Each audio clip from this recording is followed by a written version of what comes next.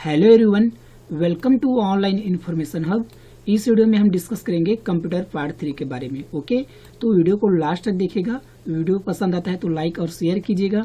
अगर आप हमारे चैनल में पहली बार आए हैं तो चैनल को सब्सक्राइब कर दीजिएगा और बेल आइकन को प्रेस कर दीजिएगा। ओके, तो शुरू करने से पहले बोलना चाहूँगा कि अब किसी भी प्रकार के ऑनलाइन काम कराए घर बैठे और पाए सॉफ्ट कॉपी अपने मोबाइल पर। जी हाँ, अब जितने भी ऑनलाइन वर्क है आप घर बैठे करा सकते हैं। उसके लिए आप मुझे इस नंबर पे कांटेक्ट कर सकते हैं, व्हाट्सअप कर सकते हैं, मेल कर सकते हैं और उसके बाद अपना काम घर बैठे कंप्लीट करा सकते हैं ऑनलाइन। ओके, तो चलिए शुरू करते हैं आज का क्वेश्चन। आज का पहला क्वेश्चन यहाँ पे है आप लोग के लिए कि चिन्हात्मक डाटा अर्थात अल्फान्यूमेरिक डाटा में प्रयोग किया जाता है। तो अल्फान्यूमेरिक डाटा में क्या प्रयोग किया जाता है? चिन्हों का प्रयोग किया जाता है, अंकों का प्रयोग किया जाता है, अक्षरों का प्रयोग किया जाता है। तो इसका सही आंसर क्या आ जाएगा? ऑप्शन नंबर डी, यानी कि उपरोक्त सभी। ठीक है, अल्फान्यूमेरिक डाटा में चिन्हों का, अंकों का, अक्षरों का, तीनों का प्रयोग किया जाता है। तो आपको याद रखना है, एग्जाम ऑफ यू से बहुत ही ज्यादा इंपॉर्टेंट है, आपको ध्यान में रखना है। अगला क्वेश्चन यहाँ पे है, माइक्रो प्रोसेसर किस पीढ़ी का कंप्यूटर है? किस पीढ़ी का कंप्यूटर है? तो इसका सही आंसर हो जाएगा फ्रेंड्स ऑप्शन नंबर डी वाला, यानी कि चतुर्थ पीढ़ी का। माइक्रो प्रोसेसर जो है चतुर्थ पीढ़ी के कंप्यूटर में लगा हुआ है। ठीक है, तो इसका सही आंसर हो जाएगा ऑप्शन नंबर डी, चतुर्थ पीढ़ी। तो एग्जाम में ये जनरली पूछा जाता है, तो आपको ध्यान में रखना है कि कंपटीशन एग्जाम में तो बहुत ही ज्यादा पूछा जाता है, तो आपको याद रखना है। ठीक है, ये है माइक्रो प्रोसेसर जो आपको इमेज में दिखाई दे रहा है। ठीक है, यहाँ पे इंटेल कंपनी का जो है यहाँ पे माइक्रो प्रोसेसर आपको दिखाया जा रहा है इमेज में। ये मार्केट में बहुत सारे कंपनी का मिलता है। ठीक है, तो इसमें क्या ध्यान रखना है कि इसमें जो कोर होता है, ठीक है, ये जितने ज्यादा कोर का होता है उतना ही ज्यादा अच्छा होता है प्रोसेसर। ठीक है, माइक्रो प्रोसेसर क्या करता है, ये प्रोसेसिंग करता है सीपीयू में। ठीक है, किसी भी चीज को इसी के थ्रू प्रोसेस किया जाता है, प्रोसेसर के थ्रू।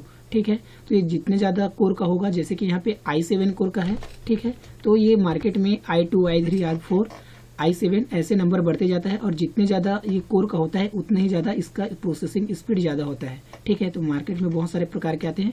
कभी भी कंप्यूटर या लैपटॉप परचेस करना हो तो आप एक बार प्रोसेसर को भी देख लीजिएगा। ओके, अगला क्वेश्चन यहाँ पे है, निम्न में से कौन सा इनपुट डिवाइस है? ठीक है, तो इसका सही आंसर हो जाएगा ऑप्शन नंबर सी वाला, यानी कि कीबोर्ड। कीबोर्ड जो है इनपुट डिवाइस है और बाकी जो है आउटपुट है। ठीक है, तो आपको ध्यान में रखना है आउटपुट और इनपुट ये जो है एजुकेशनल और कंपटीशन एग्जाम दोनों में पूछे जाते हैं। तो दोनों एग्जाम ऑफ यू से बहुत ही ज्यादा इंपॉर्टेंट है, तो आपको ध्यान में रखना है। ठीक है, इसका सही आंसर क्या हो जाएगा? कीबोर्ड। ठीक है, कीबोर्ड क्या है? इनपुट डिवाइस है। अगला क्वेश्चन यहाँ पे है, इनमें से कौन कंप्यूटर का गुण नहीं है? ठीक है, तो कौन नहीं है गुण? तो इसका सही आंसर हो जाएगा ऑप्शन नंबर बी वाला, यानी कि बुद्धिहीन। कंप्यूटर बुद्धिहीन बिल्कुल नहीं है। कंप्यूटर जल्द निर्णय लेने की क्षमता रखता है, कंप्यूटर में विविधताएं हैं, कंप्यूटर गोपनीयता रखता है। ठीक है, लेकिन बुद्धिहीन नहीं है, इसलिए इसका आंसर क्या हो जाएगा? ऑप्शन नंबर बी वाला, यानी कि बुद्धिहीन। ठीक है, कंप्यूटर का ये गुण नहीं है। ओके, तो आपको याद रखना है। अगला क्वेश्चन है, बैंकिंग लेन देन में ईसीएस का अर्थ क्या है? ईसीएस का फुल फॉर्म क्या है? तो इसका सही आंसर हो जाएगा ऑप्शन नंबर ए वाला, यानी कि इलेक्ट्रॉनिक क्लियरिंग सर्विस। ठीक है, इलेक्ट्रॉनिक क्लियरिंग सर्विस ईसीएस का फुल फॉर्म होता है। तो ऐसे बहुत सारे शॉर्ट फॉर्म का फुल फॉर्म पूछा जाता है, तो एग्जाम ऑफिस से ना जो शॉर्ट फॉर्म होता है उसका फुल फॉर्म आपको याद रखना चाहिए। ये बहुत ज्यादा इंपॉर्टेंट होते हैं, एग्जाम में जनरली ये पूछे जाते हैं। ठीक है, तो आपको ध्यान में रखना है।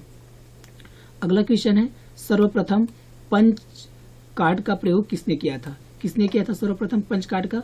तो इसका सही आंसर हो जाएगा ऑप्शन नंबर बी वाला, यानी कि जोसेफ मेरी। जोसेफ मेरी ने सर्वप्रथम पंच कार्ड का प्रयोग किया था। ठीक है, ये है इमेज में जोसेफ मेरी जो आपको दिखाई दे रहा है। इन्हीं ने क्या किया था? पंच कार्ड का सबसे पहले प्रयोग किया था। ठीक है, तो आपको याद रखना है।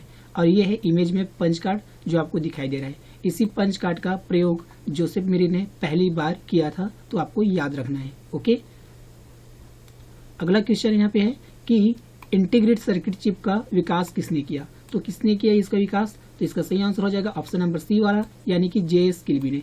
जे.एस. किल्बी ने इंटीग्रेटेड सर्किट का जो चिप होता है उसका विकास किया। तो आपको याद में रखना है, ये एग्जाम में पूछे जाते हैं, बहुत ही ज्यादा इंपॉर्टेंट है, आपको ध्यान रखना है। ठीक है, ये जो दिख रहा है ग्रीन प्लेट पे जो ब्लैक कलर का जो लगा हुआ है, ठीक है, यही है इंटीग्रेटेड सर्किट।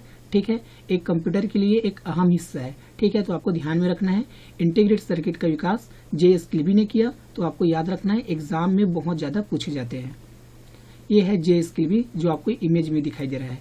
इन्होंने ही इंटीग्रेटेड सर्किट चिप का विकास किया है। ठीक है, तो आपको ध्यान में रखना है। अगला क्वेश्चन है इन्फॉर्मेशन का कलेक्शन क्या कहलाता है? क्या कहलाता है? इसका सही आंसर हो जाएगा ऑप्शन नंबर बी, ठीक है, यानी कि फाइल। ओके फ्रेंड्स, इन्फॉर्मेशन का कलेक्शन जो होता है वो कहलाता है फाइल, ठीक है।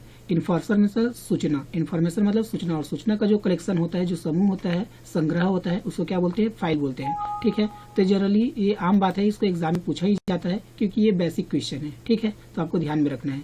अगला क्वेश्चन है इथरनेट। इथरनेट से संबंधित है, क्या है संबंधित इथरनेट से? तो इसका सही आंसर हो जाएगा ऑप्शन नंबर बी वाला, यानी कि लैन, ठीक है। लैन मीन्स क्या होता है?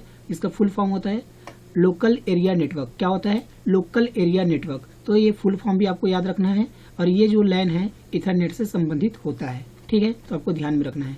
अगला क्वेश्चन है कि निम्न में से कौन डेटाबेस से संबंधित है? तो कौन डेटाबेस से संबंधित है? इसका सही आंसर हो जाएगा ऑप्शन नंबर डी वाला, यानी कि MS एक्सेस। माइक्रोसॉफ्ट एक्सेस जो होता है डेटाबेस से संबंधित होता है, ठीक है। तो ये था आज का 10 क्वेश्चन। अगर आपको वीडियो पसंद आया तो लाइक और शेयर कीजिएगा। पहली बार चैनल में आए हैं सब्सक्राइब कीजिएगा, ताकि आने वाले जितने वीडियो हैं आपको डायरेक्ट मोबाइल में मिल सके। इसके लिए आप बेल आइकन को प्रेस कर दीजिएगा। ओके, अगर आपको लगता है कि कोई और टॉपिक में वीडियो बनाना चाहिए तो आप मुझे कमेंट बॉक्स में कहिए कि आपको किस टाइप से वीडियो चाहिए, ठीक है, तो मैं उस तरह से वीडियो आपके लिए बना के लेके आऊंगा, ठीक है फ्रेंड्स। तो आज के इतना ही।